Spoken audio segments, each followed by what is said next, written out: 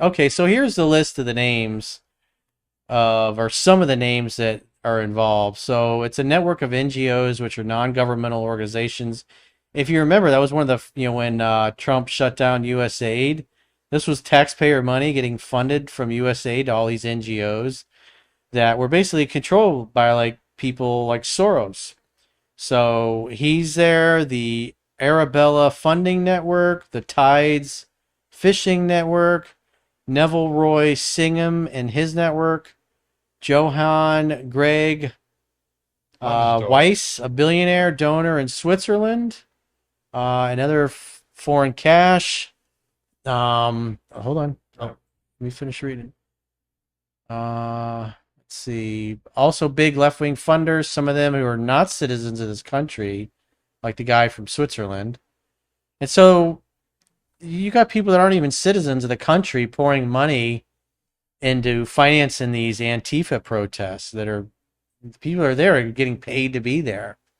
So it's, the news shows this like this is some kind of organic movement. In reality, it's just a bunch of billionaires that are and foreign people and foreign networks that are financing this stuff. So they finance things and cause problems, and then the politicians that they get elected basically institute the solutions to the problems that they create.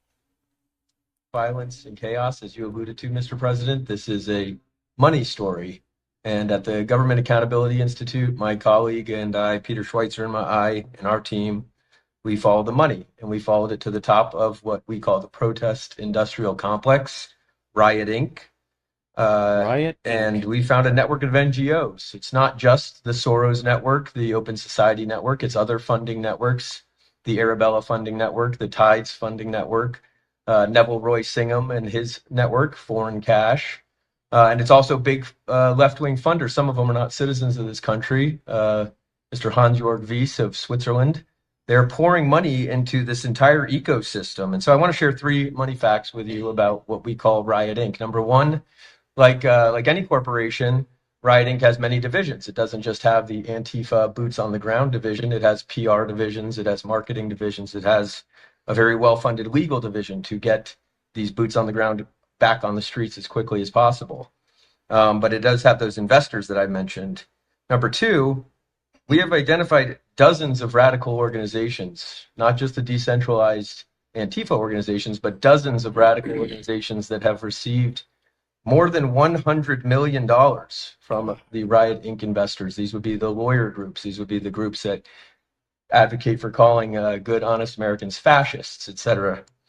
And then 3, I think the most shocking thing is that we have found that more than $100 million in U.S. taxpayer funding has flowed into these funding networks, including at least $4 million to these very groups themselves, not just Antifa types, but there was an event in Atlanta called Stop Cop City. Over 60 rioters were charged with domestic terrorism. These groups received money for that from both the billionaire class as well as taxpayer money. So one other thing, this money helps fund the decentralized crowdfunding platforms. These are ways that Antifa, the John Brown Gun Club of Elm Fork, which had links to that attack on the ICE facility, the Socialist Rifle Association, and just because they don't have LLCs or EIN numbers doesn't mean they can't get paid. Some of these funding platforms, crowdfunding platforms, are funded by this network that we call Riot Inc. So again, I want to thank you for your leadership, for the whole cabinet's leadership on this. We're going to keep following the money and $100 million. appreciate everything you're doing, sir. Do you know the name of any of the funders? Do you know the names? Because if you do, I'd like you to give them to Cash or Pam Absolutely. or Christy Yeah, we'll do as that. soon as you can. That's all of you, because you probably know the names after a certain period of time. You tend to find out. But these are people that do not have good intention for the country, and that's treasonous, probably. So Yep. if you could, very important, if you could. They're financing that, burning down be our own great. cities Nobody with our would know own better than you. taxpayer You'll figure dollars. it out. It's nuts. And this shit's been going on for decades, It's nobody in the past ever looked into it. This is a really good video. It's just kind of talking about the elite. You just want to play the video? Yeah, just play the video. So do you think someone has more power and controls the prime minister? I would be very surprised if there wasn't a higher power. I mean, we all know the funding that these parties need to keep going. So the people that are funding these parties have undue influence over our MPs. I think it's getting worse because the people that we put in power, I think they are under orders to actually destroy this country. Who would want to make the country worse? People who like to have control over human beings, psychopaths. And I think if they destroy the country enough, there'll be people begging for help from their government. And I think that's probably when you'll see initiatives like the central bank digital currencies being thrust upon the population as the way to save us, because people won't accept those kind of things under normal circumstances. Yet in times of emergencies, people will accept all sorts of nonsense, as we saw in 2020. So do you think someone has more power and control? Yeah, supposedly 150 people rule the world. Oh When you yeah, think about it, it really, it only takes a handful of billionaires funneling their money to the right and this- people. Yeah. yeah, to the right organizations.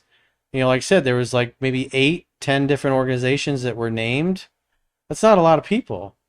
And then you look at because one of the things that Soros finances is all those far left district attorneys that don't prosecute criminals and they just leave them on the street.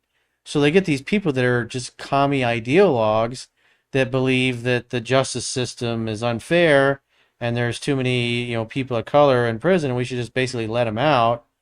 And so they let them out because they're an ideologue and they just completely all ignore all the carnage that they create. Because again, they're an ideologue. The problem with communists is they never admit that their ideology and their ideas don't work. That's why California doesn't get fixed. San Francisco continues to get worse. Portland, Chicago, all those things. Because they're financed by the billionaires and the politicians are getting those moronic ideologues elected. And those people just they follow their ideology and they ignore all the carnage. And it's like you look at Chicago and it's like every weekend. There's just constant gang violence, shootings and then retribution the following week. And dozens of people get shot and killed every fucking weekend. And then the DAs won't lock those people up that are causing the problems. They just keep them on the street so the shootings keep happening. And then the Democratic politicians go, we need to enact more gun laws. You got an epidemic of gun violence. Well, the epidemic of gun violence is being financed by the oligarchs that are getting these politicians elected that basically caused the problem in the first place. And that enables them to call for more government control, government regulation, got to ban assault weapons, that kind of stupidity. And so that's why these problems just fester, because the problems festering is helping to accomplish a political objective of the billionaire class. So, I mean, it would be easy enough to solve if you had people that just basically followed and enforced the law. And that's why Trump is sending the National Guard into these cities, is because the Democratic politicians that run the cities are ideologues. They are not going to fix the problem. They're incapable of fixing the problem because, again, fixing the problem means being forced to acknowledge that their ideology and their ideas don't work. And that they can't do that.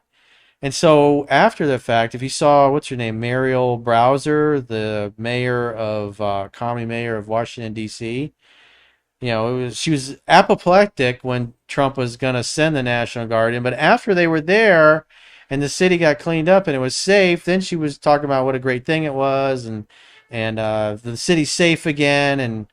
But before he was doing it, it's like, he's Hitler. He's coming in, he's an authoritarian. But then afterwards, they're like, she's glad he did it. Because then she doesn't really have to admit it was her fault. It's just, oh, well, it's a good thing. Of course, we like law enforcement here. So now they got law and order. But they're incapable of fixing it themselves because, again, their ideology won't allow them, because they painted themselves into a corner to take any action to fix it. It's pretty insane. And so this is one of those news reports where this is from 2023, and they're like, hey, in New York City, 25% of all patients in New York City public hospitals are illegals. And so the taxpayers are footing the bill for that.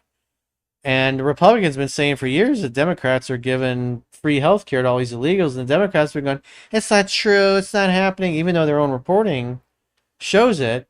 And then here's again, because it's coming to the forefront because of all what the ICE raids and stuff. Because again, the Republicans are going, the whole reason why the shutdown is happening is because the Democrats want to allocate more money to keep giving health care to illegals. But the Democrats refer to these people as Americans. Oh, they're going to take away Americans' health care. I saw a local news report where, they were just reading an AP article on their teleprompter, but they had a clip of Chuck Schumer and the other Democrats basically going, oh, the Republicans are wanting to take away Americans' health care. And then the lefty local news that's carrying the story just regurgitates the lie that, and they don't call the Democrats out. They don't say, well, the reason why the Republicans don't want this to spend this money is they don't want to pay for illegals' health care. And so they just basically don't even acknowledge the Republican perspective or even explain what it is. They just, the news, the only clip that comes out is, those damn evil Republicans are taking away health care for Americans. This is wrong.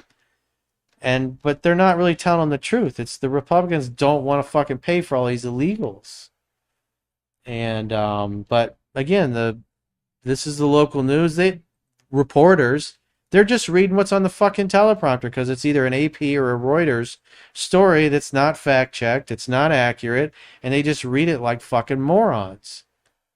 And the average person that's only got a few minutes to check out the news sees that, and if they're a Democrat, they're inclined to just believe that they got the truth, even though they got a lie. The story is fake news because it's lying through omission, because they didn't explain why the Republicans, why the whole shutdown happened.